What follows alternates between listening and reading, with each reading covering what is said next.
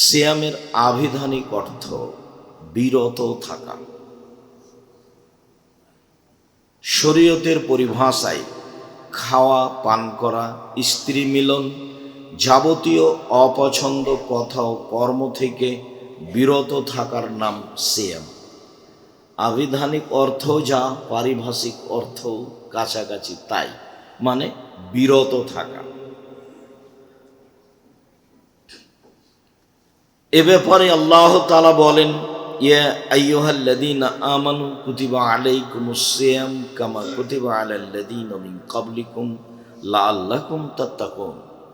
পৃথিবীর মানুষ শোনো, তোমাদের উপরে রমজান মাসের সিয়াম ফরজ করা হয়েছিল, যেমনভাবে পূর্বের জনগণের প্রতি সিয়াম ফরজ করা হয়েছিল। আমাদের উপরে সিয়াম ফরজ অত্র আয়াতে বোঝা যায় রমজান মাসে। আর অতীতে যারা চলে গেছেন নবী রাসূল জনগণ, তাদের উপরেও সিয়াম ফরজ ছিল। তা কতদিন ছিল, কিভাবে, তা স্পষ্ট উল্লেখ হয়নি। তবে সিয়াম তাদের উপরে ফরজ ছিল, এ কথা আল্লাহ তাআলা বলেন।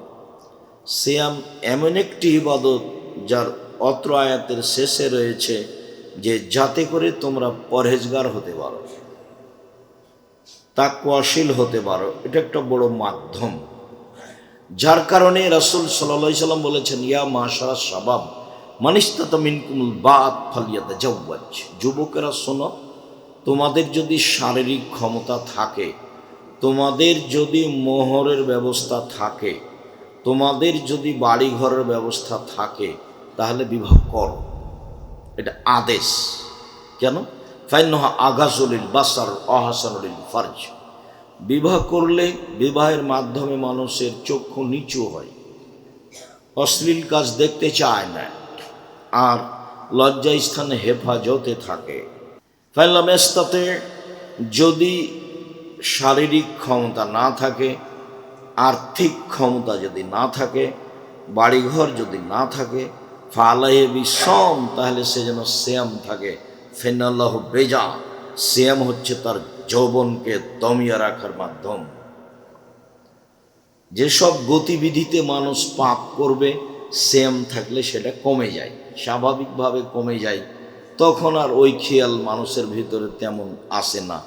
সিয়াম আসলেই শারীরিকভাবে একটি ব্যতিক্রম ইবাদত, মানুষকে অন্যায় থেকে ঠেকে রাখার ব্যাপারে একটি ব্যতিক্রম ইবাদত, আর ফলাফল হিসাবেও ব্যতিক্রম ইবাদত, যার নির্ধারিত কোনো নেকি নাই। নেকি মানে জান্নাত। আজকের আলোচনায় নফল সিয়াম। আবু সাঈদ খুদরি রাদিয়াল্লাহু তাআলা আনহু বলেন, রাসূল সাল্লাল্লাহু আলাইহি সাল্লাম বলেছেন, মান সামা ইয়াওমান ফি সাবিলিল্লাহ বা'দাল্লাহু আজহানুন নারি সাবিনা খরিফা। কেউ যদি আল্লাহকে সন্তুষ্ট করার জন্য একদিন সিয়াম থাকে, তাহলে আল্লাহ তাআলা তাকে জাহান্নাম থেকে 70 বছরের পথ দূরে সরিয়ে দিবেন। সিয়াম পালন করে নেকি হলো না জাহান্নাম থেকে দূরে সরে গেল? জাহান্নাম থেকে দূরে সরে গেল। আব্দুল্লাহ ইবনে আমর ইবনে আব্বাস রাদিয়াল্লাহু তাআলা আনহু বলেন, রাসূল সাল্লাল্লাহু আলাইহি ওয়াসাল্লাম বলেছেন, মান সামা ইয়াওমান ফি সাবিলিল্লাহ বুইদাত মিনহু আন-নার মাসিরাতা মিয়াতে আম। কেউ যদি আল্লাহকে সন্তুষ্ট করার জন্য একদিন সিয়াম থাকে, তাহলে জাহান্নামকে তার থেকে 100 বছরের পথ দূরে সরিয়ে দেওয়া, জাহান্নামই সরে যাবে। উমামা বাহিলি রাদিয়াল্লাহু তাআলা আনহু বলেন, রাসূল সাল্লাল্লাহু আলাইহি ওয়াসাল্লাম বলেছেন, মান সামা ইয়াওমান ফি সাবিলিল্লাহ জালাল্লাহু বাইনাহু ওয়া বাইনান নারি খান্দাক কামা বাইনাস সামাই ওয়াল আরজ। কেউ যদি আল্লাহকে সন্তুষ্ট করার জন্য একদিন সিয়াম থাকে, তাহলে তার মাঝে আর জাহান্নামের মাঝে একটি গর্ত খনন করা হবে, যে গর্তের ব্যবধান হবে আকাশ জমিনের ব্যবধান। মানে লোকটাকে জাহান্নাম থেকে সরিয়ে দেওয়া হবে 500 বছরের পর। তাহলে আমরা এক হাদিসে বুঝতে পারলাম, সিয়াম পালন করলে মানুষ জাহান্নাম থেকে সরে যাবে 70 বছরের পথ। সিয়াম পালন করলে মানুষ জাহান্নাম থেকে সরে যাবে 100 বছরের পর। সিয়াম পালন করলে মানুষ জাহান্নাম থেকে সরে যাবে 500 বছরের পর। সব ফলাফলে, সব হাদিসের ফলাফলে জাহান্নাম থেকে সরে যাবে মানে কি? জাহান্নামে যাবে না। তো কোনো হাদিসে কি বলা হলো 500 নেকি পাবে, 2000 নেকি পাবে? রাসূল সাল্লাল্লাহু আলাইহি সাল্লাম বলেছেন যে কেউ যদি জানাজাতে যায় তাহলে 1 কেরাত নেকি, আর যদি মাটি দেওয়া পর্যন্ত থাকে তাহলে 2 কেরাত নেকি। তাহলে 1 কেরাত কত? বলে উহুদ পাহাড়ের সমান। তো উহুদ পাহাড় কত? বলে 4 কিলোমিটার প্রশস্ত, 8 কিলোমিটার লম্বা, নিচে কত আছে মানুষ জানে না। তাহলে তার একটা পরিমাণ বলা হলে যে নেকি পাবে এত নেকি। আর এমনিতেই যে কোনো ভালো কাজে 10 নেকি, যে কোনো ভালো, যে আসসালামু আলাইকুম বললেন 10 নেকি হয়ে গেল, রাস্তা থেকে একটা জিনিস সরে দিলেন 10 নেকি হলো, কাউকে বললেন যে তুমি ভালো কথা বলো, মন্দ কথা বলো না, 10 নেকি হয়ে গেল। এটা বাড়তেই থাকবে, বাড়তে বাড়তে 700 আরও, মানে নেকি। কিন্তু সিয়াম পালন করে এ পর্যন্ত যা আমরা বুঝলাম তাতে নেকি বোঝা গেল না, বোঝা গেল যে জাহান্নাম সরে যাচ্ছে আমার থেকে, তার মানে জান্নাত চলে আসছে, ফলাফলে জান্নাত পাবো। সম্মানিত দিনী ভাই বোন, বলছিলাম নফল সিয়াম মানুষের জীবনে একটি গুরুত্বপূর্ণ ইবাদত। আবু হুরায়রা রাদিয়াল্লাহু তাআলা আনহু বলেন, রাসূল সাল্লাল্লাহু আলাইহি ওয়াসাল্লাম বলেছেন, আসসিয়ামু জুন্নাহ মিনান নার ওয়া সিয়ামু হিসনুন হাসিনুন মিনান নার। সিয়াম হলো ঢাল, বিপদের সময় যা দিয়ে বাঁচা যায় তাকে ঢাল বলা হয়। শত্রু পক্ষের পক্ষ থেকে বোমা বা কিছু আসছে, এইটাকে ঠেকিয়ে সাগরে ফেলে দেওয়া হয় যার মাধ্যমে, তাকে বলা হয় ঢাল। যা দিয়ে বিপদ আপদ থেকে বাঁচা যায়, যা দিয়ে আপনার তীর থেকে বাঁচা যায়, গুলি থেকে বাঁচা যায়, তার নাম ঢাল। রাসূল সাল্লাল্লাহু আলাইহি সাল্লাম বললেন সিয়াম হলো ঢাল। তারপরে তিনি বললেন যে সিয়াম হলো হিসনুন হাসিনুন মিনান নার, জাহান্নাম থেকে বাঁচার একটা শক্ত সুদৃঢ় দুর্গ, যা ভেদ করে মানুষ ভিতরে যেতে পারবে না। সিয়াম হলো দুর্ভেদ্য দুর্গ, সিয়াম হচ্ছে দুর্ভেদ্য দুর্গ, যা ভেদ করে মানুষ ভিতরে যেতে পারবে না, তার নাম হলো সিয়াম। তো এটি কি হবে? নার, জাহান্নাম থেকে এটা হবে দুর্গ, জাহান্নামের ভিতরে আর ঢুকতে পারবে না, মানে আসতে পারবে না, ও তো সরে গেছে। এইভাবে মুহাম্মদ সাল্লাল্লাহু আলাইহি সাল্লাম বলেন নফল সিয়ামের কথা। আব্দুল্লাহ ইবনে উমর বলেন, রাসূল সাল্লাল্লাহু আলাইহি ওয়াসাল্লাম একদা বললেন, পৃথিবীর মানুষ শোনো, আসসিয়ামু ওয়াল কোরআনু ইয়াশফাআনি লিল-আবদি ইয়াওমাল কিয়ামা। কোরআন এবং সিয়াম বিচারের মাঠে মানুষের পক্ষে কথা বলবে। সিয়াম এবং কোরআন বিচারের মাঠে মানুষের পক্ষে কথা বলবে। কয়েকটা জিনিস বিচারের মাঠে আপনার পক্ষে কথা বলবে, তার একটা হলো আঙ্গুল। যদি আঙ্গুলে তাসবিহ গণনা করা হয়, তাসবিহ দানায় তাসবিহ গণনা করার কোনো প্রমাণ নেই। যারা খেজুরের বীজ গণনা করছিলেন রাসূলের সামনে এক মহিলা, ওটা দিয়ে তাসবিহ প্রমাণ করতে চেয়েছে, হাদিসটি জাল বা নিতান্তই জয়ীফ, সেটা দলিল হিসাবে পেশ করা যাবে না। রাসূল সাল্লাল্লাহু আলাইহি ওয়াসাল্লাম ডান হাতের আঙ্গুলে তাসবিহ গণনা করতেন। কোন দিক থেকে এর প্রমাণ নাই, যেদিক থেকে আপনার সুবিধা হয়। আঙ্গুলে তাসবিহ গণনা করলে আঙ্গুল বিচারের মাঠে কথা বলবে। মুরব্বীগণ আমাকে বলেন, আব্দুর রাজ্জাক সাহেব, আমার তো বয়স বেশি হয়ে গেছে, আমি তো আঙ্গুলে তাসবিহ গণনা করলে ভুল হয়ে যায়, তাসবিহ দানায় তাসবিহ গণনা করলে ভুল হয় না। শোনেন, মরা পর্যন্ত যদি একদিনও ঠিক না হয় তবুও নেকি হবে। কেন? এটাই রাসূল সাল্লাল্লাহু আলাইহি সাল্লামের পদ্ধতি, তাসবিহ দানা পদ্ধতি নয়। এবং তাসবিহ দানায় তাসবিহ গণনা করলে আঙ্গুল বিচারের মাঠে আপনার কথা বলবে না, কেননা সেটা তো আঙ্গুলে হয়নি। সম্মানিত দিনী ভাই বোন, বিচারের মাঠে কালো পাথর হাজরে আসওয়াদ আপনার পক্ষে কথা বলবে, যদি টাকা বৈধ হয় হজের। তাহলে যদি হজের টাকা বৈধ হয় তাহলে আপনার কালো পাথর বিচারের মাঠে কথা বলবে, বিচারের মাঠে কথা বলবে কোরআন আপনার সপক্ষে। সূরা বাকারা, সূরা আল ইমরান, বিশেষভাবে সূরা মুলক, যতক্ষণ পর্যন্ত তর্কে আপনাকে জয়ী করে জান্নাতে না দেওয়া হয়েছে ততক্ষণ পর্যন্ত সূরা মুলক আপনার পাশ থেকে সরবে না, খুব শক্তভাবে দাঁড়াবে আপনার পক্ষে। রাতে সূরা মুলক পড়তে অভ্যাসী হবেন অবশ্যই। মুখখান বন্ধ করে চুপটি করে দিন কাটায়েন না। এই খেল তামাশা, দল সংগঠন, মারামারি, ঝামেলা হামেলা, কে আসলো কে গেল, এই নিয়ে সময় কাটিয়ে জীবনটা 16 আনাই মিছে। মুখটা একটু ব্যবহার করবেন তাসবিহ তাহলিলে।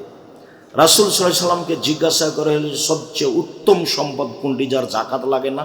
বলেন তো আল্লাহ নবী, সবচেয়ে উত্তম সম্পদ কোনটি যার জাকাত লাগে না? বলেন তো আল্লাহ রাসূল, সবচেয়ে উত্তম সঞ্চিত সম্পদ কোনটি যার জাকাত লাগে না? তখন রাসূল সাল্লাল্লাহু আলাইহি সাল্লাম বলছেন, শোনো, আফজালুল মাল, সবচেয়ে উত্তম সম্পদ, সঞ্চিত সম্পদ যার জাকাত লাগে না তা হচ্ছে লিসানুন যাকির, ওই জিহ্বা যে জিহ্বা আল্লাহকে ডাকে, ওই জিহ্বা যে তাসবিহ তাহলিল জিকির আজকার করে। 2, কালবুন শাকির, ওই অন্তর সঞ্চিত সম্পদ জাকাত লাগে না যে অন্তর অল্পতেই খুশি, যা হয়েছে আলহামদুলিল্লাহ, হ্যাঁ এই কারণে হলো না, এই তোর কারণে হলো না, এই ঝামেলার কারণে হলো না, এগুলো কথা নয়, যা হয়েছে আলহামদুলিল্লাহ, এই অন্তর হচ্ছে সঞ্চিত সম্পদ। 3, জাওজাতুন তুইনহু আলা দীনিহি, ওই স্ত্রী যে তার স্বামীকে দিনের উপরে সহযোগিতা করতে পারে সে হলো সঞ্চিত সম্পদ যার জাকাত লাগে না। বউকে চাকরি করতে দিলে এখানে সেখানে পাঠালে সব হারিয়ে যাবে। চাঁপাই নবাবগঞ্জের ভাষাতে আমও গেল, ছালাও গেল, কাঁদতে কাঁদতে 2 চোখও গেল। বাড়িতে রাখেন, নিরাপদে রাখেন, হেফাজতে রাখেন, নিজে যা পয়সা উপার্জন করছেন এটা দিয়ে আল্লাহর উপরে সন্তুষ্ট হন। স্ত্রীর সাথে পরামর্শ করে ভালো করে সুন্দর করে সংসার চালাতে শিখেন। 10,000 টাকায় সংসার চলবে ইনশাল্লাহ। আলিকতে সাদুল মাইশা, রাসূল সাল্লাল্লাহু আলাইহি সাল্লাম বলেছেন, মধ্যম পন্থায় খরচ করা অর্ধেক জীবিকা নির্বাহ। আমি মাসে 10,000 টাকা ইনকাম করি, আমার খরচের একটা মধ্যম পন্থা থাকবে, এ কথা মুহাম্মদ সাল্লাল্লাহু আলাইহি সাল্লাম বলেন। আমি মাসে 10 লক্ষ টাকা ইনকাম করি, আমার এই 10 লক্ষ টাকার খরচের একটা মধ্যম পন্থা থাকবে, তার নাম অর্ধেক জীবিকা নির্বাহ। হিসাব বিবেচনা করে খরচ করার নাম অর্ধেক জীবিকা নির্বাহ। নিজে উপার্জন করেন, করতে শিখেন এবং সে দিয়ে নিজেকে সন্তুষ্ট রাখেন। স্ত্রীকে বোঝানোর চেষ্টা করেন, স্ত্রীকে সঞ্চিত সম্পদ মনে করেন যাতে জাকাত লাগে না। আল্লাহ তাআলা বলছেন, ওয়াজআলনা বাইনাকুম মাওয়াদ্দাতা রাহমা, আমি স্বামী স্ত্রী তোমাদের মাঝে ভালোবাসা সৃষ্টি করে দিয়েছি। কথায় কথায় তর্ক, কথায় কথায় ঝামেলা, নেই অভিযোগের শেষ, নাই অভিমানের শেষ, নাই প্রতিবাদের শেষ। যখন অভিযোগের শেষ থাকে না, প্রতিবাদের শেষ থাকে না, তখন শয়তান খালি সারা রাত তাকে বলে আরো অভিযোগ কর, আরো অভিযোগ কর, আরো প্রতিবাদ কর, একবার বলবে যে তুই শান্তি থাকবো না, যা।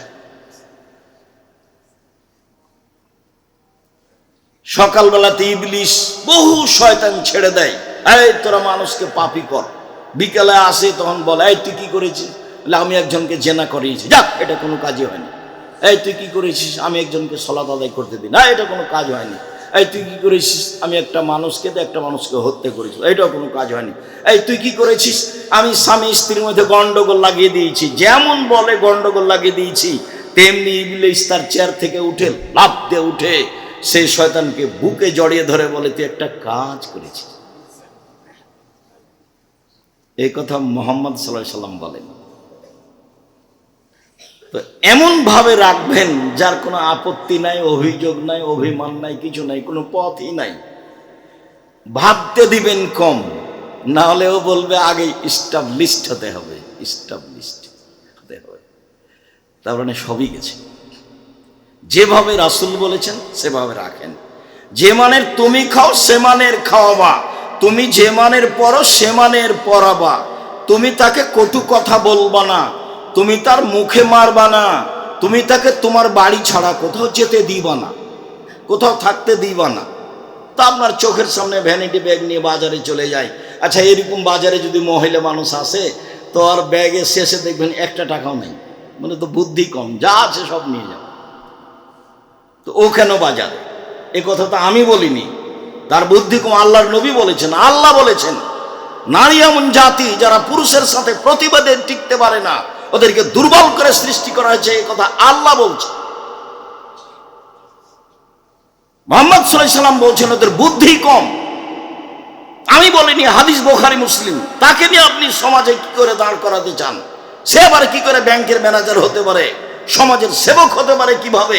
এটা হয় কি করে? এটা হচ্ছে আপনার কাপুরুষতা, এটা আপনার ফাইজলামি ধর্মের সাথে ভুল হিসাব। আপনি আপনার ছেলেকে মেয়েকে বলেছেন আমার ছেলে মেয়ের মেধা ভালো, আমার ছেলে মেয়ে গোল্ডেন পেয়েছে, বড় ডাক্তার। দিন রাত আপনাকে বলছি, কে বলেছে ডাক্তার? ও তো জীবন 16 আনাই মিছে। ও তো ওই কোম্পানির ওষুধ লিখে যে কোম্পানি তাকে টাকা দিয়েছে। আপনাকে আমি বলিনি যে আপনার জীবনটা 16 আনাই মিছে। ছেলে মেয়ে মানুষ করবেন জাতির জন্য, মেয়ে মানুষ করবেন পরিবারের জন্য। সে স্বামী সংসারে সুখী হবে, বাচ্চা লালন পালন করবে, সে স্বামীকে মূল্যায়ন করবে, বাচ্চাকে মূল্যায়ন করবে। জাবের রাদিয়াল্লাহু তাআলা আনহু বলেন, আল্লাহর নবী আপনি বললেন এই কথা ঠিক, তবে আমি বেশি বয়সের মেয়ে বিবাহ করেছি 4টা কারণে। আল্লাহ নবী শোনেন, আমি বেশি বয়সের মেয়ে তালাকপ্রাপ্ত মেয়ে বিবাহ করেছি 4টা কারণে।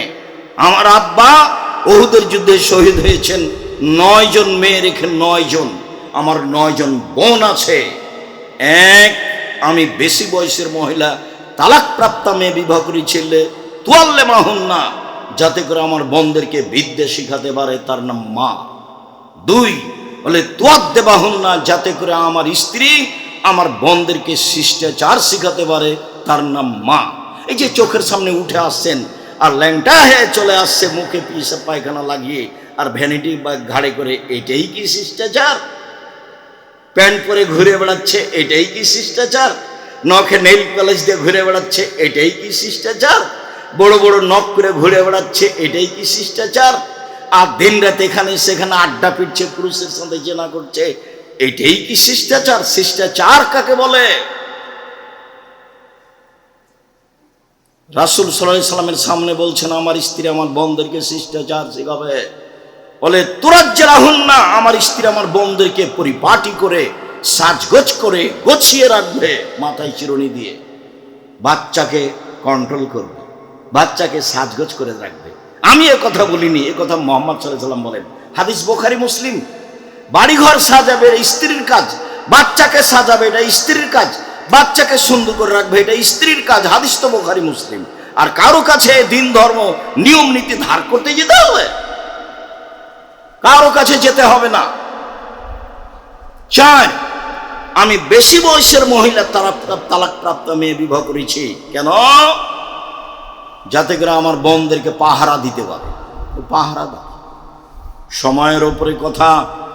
সম্মানিত দিনী ভাই বোন, রাসূল সাল্লাল্লাহু আলাইহি সাল্লাম বলেছেন সিয়াম বিচার মাঠে আপনার পক্ষে কথা বলবে, বলবে প্রতিপালক আমি ওকে দিনে খেতে দিনি, দিনে ওকে আমি ইচ্ছা মতো চলতে দিনি, প্রবৃত্তি অনুযায়ী চলতে দিনি, তুমি আমার কথা শোনো, ওকে জান্নাতে দাও। আল্লাহ বলবেন ঠিক আছে, জান্নাতে দিলাম। সাহাল ইবনে সাদ রাদিয়াল্লাহু তাআলা আনহু বলেন রাসূল সাল্লাল্লাহু আলাইহি সাল্লাম বলেছেন আল জান্নাত লাহা সামানিয়াতু আবওয়াব, জান্নাত তার জন্য 8টি দরজা রয়েছে। মিনা বাবুন ইসমার রায়ান, তার একটি দরজার নাম হচ্ছে রায়ান। রায়ান মানে পানি পান করে তৃপ্তি লাভ করা। লায়াত খোলা ইল্লা সায়েমুন, এই দরজা দিয়ে সিয়াম পালনকারী ব্যতীত কেউ প্রবেশ করতে পারবে না। এজা দাখাল আখিরুহুম উগলিকা, শেষ ব্যক্তি ঢুকে গেলে দরজা বন্ধ করা হবে। এমন ইবাদত আর কোনো ইবাদত নেই। বিচারের মাঠে যখন মানুষ জান্নাতে ঢুকবে তখন 8টি দরজা থেকে ফেরেশতারা স্বাগতম জানাবে, আসেন আসেন। যারা সিয়াম পালন করেছেন এই দরজা দিয়ে আসেন, আসেন। যারা হজ করেছেন এই দরজা দিয়ে আসেন, যারা সালাত আদায় করেছেন এই দরজা দিয়ে আসেন, যারা দান করেছেন এই দরজা দিয়ে আসেন। সুযোগ বুঝে আবু বকর সিদ্দিক রাদিয়াল্লাহু তাআলা আনহু বললেন আল্লাহ নবী বলেন তো এমন কোনো ব্যক্তি হবে যাকে সব দরজা থেকেই ডাকা হবে? রাসূল সাল্লাল্লাহু আলাইহি ওয়াসাল্লাম বলেন, হ্যাঁ তুমি তার মধ্যে। এটাও বলবে, বিশাল ব্যাপার। যেটা মূল কথা বলতে যাচ্ছিলাম সেটা হলো এই সিয়াম পালনকারীর